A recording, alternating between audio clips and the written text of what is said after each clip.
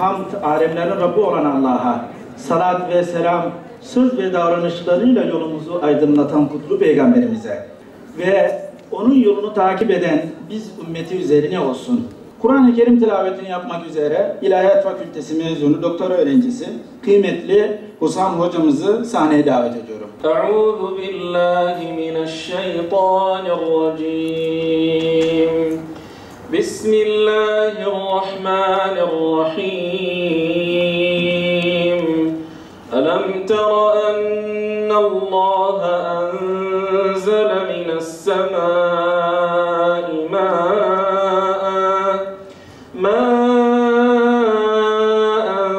fe'ahracnâ bihi ثمرات مختلفا ألوانها ومن الجبال جدد بيض وحمر مختلف ألوانها وغرابيب سود ومن الناس والدواب والأنعام مختلف ألوانه كذلك إنما يخشى الله من عباده العلماء إن الله عزيز غفور. سواد خلفاني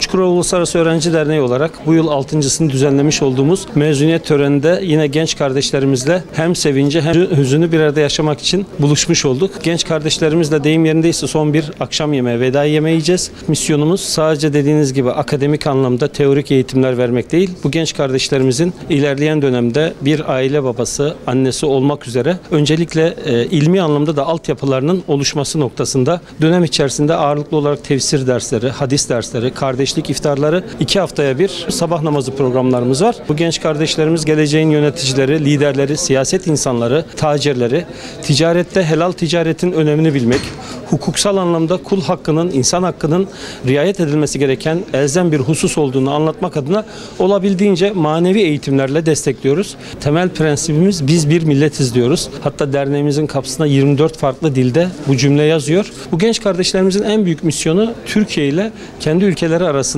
aslında gönül elçisi oluyoruz. Yani özelde Türkiye'ye ama genelde biz bir milletiz derken kardeşlik hukukuyla hareket ediyoruz. Yani ümmet coğrafyasını biz gönül coğrafyamız olarak tanımlıyoruz. Bu gönül coğrafyasıyla kendi aramızda yani ülkemiz arasındaki ilişkileri olabildiğince güçlendirmeye çalışıyoruz.